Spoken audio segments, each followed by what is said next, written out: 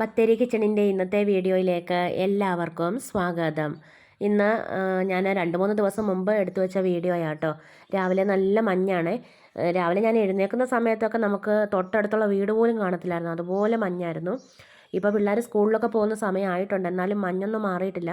പിന്നെ കുറേ തുണികൾ അലക്കാനുണ്ടായിരുന്നു കേട്ടോ. അലക്കിയതൊക്കെ ഞാൻ താഴെ കുറേ വിരിച്ചിട്ടു.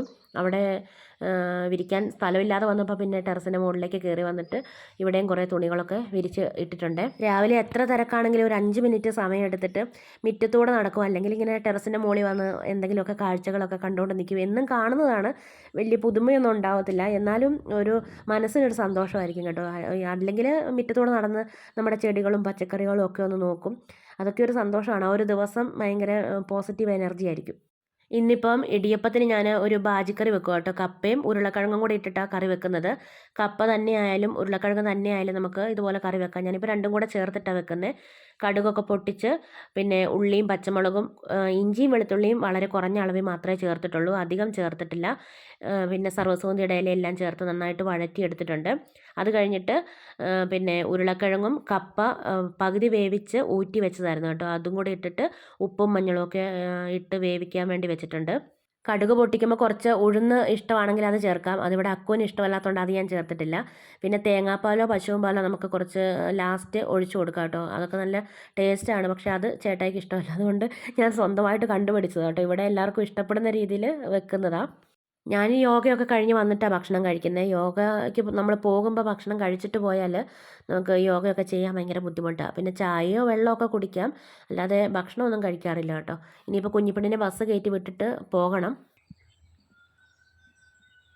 മതി.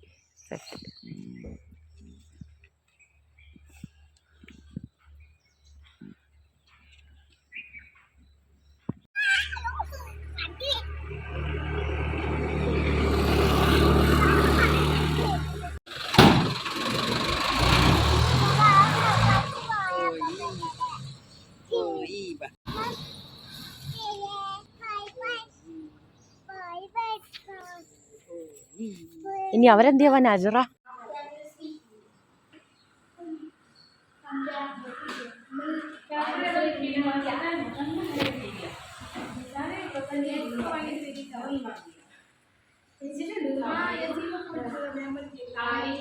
യോഗ 2-3 ബാച്ചുണ്ട്. രാവിലെ ജോലിക്ക് പോകേണ്ടവരും പിന്നെ അമ്മമാരൊക്കെ രാവിലെ ആട്ടോ വരുന്നത്. ഞങ്ങൾ പിന്നെ പിള്ളേരെ സ്കൂളിലൊക്കെ വിട്ടിട്ട് വരുന്ന ആൾക്കാർ ഇതുപോലെ 9 മണി കഴിഞ്ഞിട്ടാണ് പോകുന്നത്. അങ്ങനെ യോഗയൊക്കെ കഴിഞ്ഞ് വീട്ടിൽ വന്ന് ഭക്ഷണമൊക്കെ കഴിച്ച് പിന്നെ കോഴിക്കൊക്കെ തീറ്റയും വെള്ളമൊക്കെ കൊടുത്തു കഴിഞ്ഞപ്പോഴത്തേക്ക് ഹരിതകർമ്മസേനയിൽ ചേച്ചിമാർ വന്നിട്ടുണ്ടായിരുന്നേ. രാവിലെ 9 മണി 9:15 ആകുമ്പോൾ പോകും. പോയാൽ 10:30 ആകുമ്പോൾ തിരിച്ച് വരും കേട്ടോ ചെയ്യുന്നത്. ഒരു 20 രൂപയും കൂടി തരുമോ? എന്നാൽ 70 അങ്ങോട്ട് തരും, അല്ല 50 അങ്ങോട്ട് തരും. ബില്ലിയും തന്നതല്ലേ ഉണ്ടോ? ഇതൊക്കെ ഉണ്ട്. 40 രൂപ.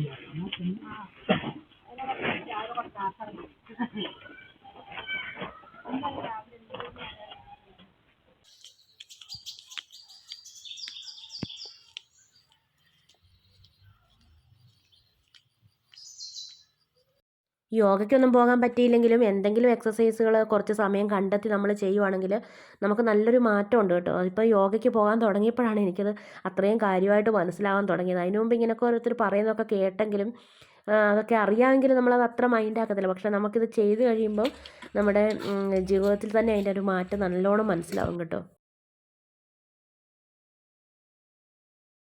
ആദ്യത്തെ ഒരാഴ്ച ശരീരത്തിനും കൈക്കും കാലിനും ഒക്കെ ഒരു വേദനയൊക്കെ ഉണ്ടായിരുന്നു. പിന്നെ അതങ്ങ് റെഡി ആയിക്കോളും. പിന്നെ അങ്ങനത്തെ പ്രശ്നങ്ങളൊന്നുമില്ല കേട്ടോ. പിന്നെ ഞാൻ കുറച്ച് കപ്പ ബിരിയാണി വെക്കുക. എൻ്റെ കസിൻ വന്നിട്ടുണ്ടായിരുന്നു കേട്ടോ വൈകുന്നേരം. അപ്പോൾ ഞങ്ങൾ ചായ കുടിയൊക്കെ കഴിഞ്ഞ് കുറച്ച് നേരം വർത്താനമൊക്കെ പറഞ്ഞുകൊണ്ടിരുന്നു. അത് കഴിഞ്ഞിട്ട് പിന്നെ അവർ ഓരോരുത്തർ പഠിക്കാനും അങ്ങനെ ഓരോരോ കാര്യങ്ങൾക്കൊക്കെ വേണ്ടിയിട്ട് പോയി. കപ്പ ബിരിയാണി വെക്കുന്നത് ഞാൻ നേരത്തെ പല വീഡിയോയിൽ ഇട്ടിട്ടുണ്ട്. പിന്നെ വെറുതെ ഇങ്ങനെ എടുത്തതേ ഉള്ളൂ കേട്ടോ. മുളകും മല്ലിയും മഞ്ഞളും എല്ലാം ഒന്ന് ചൂടാക്കി അത് കഴിഞ്ഞിട്ട് അത് എല്ലും ഇറച്ചിയും മേടിച്ചിട്ടുണ്ടായിരുന്നു കേട്ടോ. എല്ലാം അത്ര നല്ല എല്ലല്ലായിരുന്നു, അതുകൊണ്ട് ഇറച്ചിയും കൂടെ അതിന് കൂടെ മേടിച്ചിട്ടുണ്ടായിരുന്നേ. പിന്നെ വെളിച്ചെണ്ണയൊക്കെ കൂട്ടി വറുത്ത് വെച്ച പൊടിയും പിന്നെ കുറച്ച് പെരിഞ്ജീരകം പൊടിച്ചതും എല്ലാം കൂടെ മിക്സ് ആക്കിയിട്ട് ഒന്ന് വേവിച്ചെടുത്തു. കപ്പയും ഞാൻ കുക്കറിൽ വേവിച്ച് വെച്ചിട്ടുണ്ട്. ഇനിയിപ്പോൾ ഉള്ളിയും തക്കാളിയും ഇഞ്ചിയും വെളുത്തുള്ളിയും പച്ചമുളകും സർവ്വസോന്തിയിലയും കറിവേപ്പിലയും എല്ലാം കൂടെ ഒന്ന് വഴറ്റിയെടുത്തിട്ട് ഈ വേവിച്ച കപ്പയും പിന്നെ ഇറച്ചിയും കൂടെ ചേർത്ത് നന്നായിട്ട് മിക്സാക്കി എടുക്കുക ചെയ്യുന്നത്. ചില സമയത്ത് ഞാൻ ഈ ഉള്ളിയും തക്കാളിയും വഴറ്റിയതും കൂടെ ഇറച്ചിയിൽ ചേർത്ത് വേവിച്ചിട്ട് ലാസ്റ്റ് നല്ലപോലെ കുറച്ച് ചെറിയുള്ളി മൂപ്പിച്ച് ചേർക്കുക ചെയ്യുന്നത്. ഇന്നിപ്പോൾ ഇങ്ങനെ ചെയ്തു കേട്ടോ. കപ്പ ഉപ്പിട്ടിട്ടാണ് വേവിച്ച് ഊറ്റി വെച്ചേക്കുന്നത്. പിന്നെ എല്ലും ഇറച്ചിയൊക്കെ വേവിച്ചപ്പം ഉപ്പും കുരുമുളകും എല്ലാം ഇട്ടിട്ടുണ്ടായിരുന്നു കേട്ടോ. പിന്നെ ലാസ്റ്റ് വേണമെങ്കിൽ നോക്കിയിട്ട് ഉപ്പോ കുരുമുളകും ഒക്കെ നമുക്ക് ഇട്ട് കൊടുക്കാം. പിന്നെ മല്ലിയില ലാസ്റ്റ് ഇട്ട് കൊടുക്കുന്നുണ്ട് കേട്ടോ. പിന്നെ ഇതിലേക്ക് തേങ്ങ വറുത്ത് അരച്ച് ചേർക്കും. പിന്നെ തേങ്ങയും മഞ്ഞളും ചെറിയുള്ളിയും വെളുത്തുള്ളിയും മുളകും എല്ലാം കൂടെ ചതച്ചും ചേർക്കാറുണ്ട്. ഞാനിപ്പോൾ തേങ്ങയൊന്നും ചേർക്കാതെ ഉണ്ടാക്കുന്നത്. പിന്നെ ഭക്ഷണമൊക്കെ കഴിച്ച് പാത്രം എല്ലാം കഴുകി പ്രാർത്ഥനയെല്ലാം കഴിഞ്ഞേച്ച് എല്ലാം അടിച്ച് വാരി കൂട്ടി ഒന്ന് തീയിടുക കേട്ടോ. കരിയിലെല്ലാം കൂടെ കുറേ ഉണ്ടായിരുന്നു.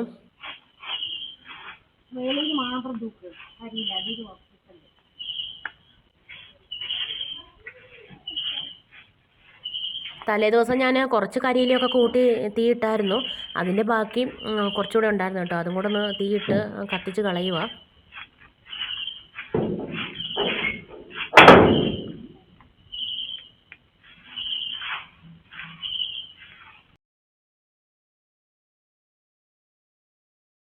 ഇന്നത്തെ വീഡിയോയും വിശേഷങ്ങളൊക്കെ ഇവിടെ നിർത്തുകയാണ്. വീഡിയോ കണ്ട് ഇഷ്ടമാവുകയാണെങ്കിൽ സബ്സ്ക്രൈബ് ചെയ്യാനും ലൈക്ക് ചെയ്യാനും ഷെയർ ചെയ്യാനും കമൻറ്റ് ചെയ്യാനൊന്നും മറന്നു പോകരുതേ. നാളെ പുതിയൊരു വീഡിയോയുമായി നമുക്ക് വീണ്ടും കണ്ടുമുട്ടാം.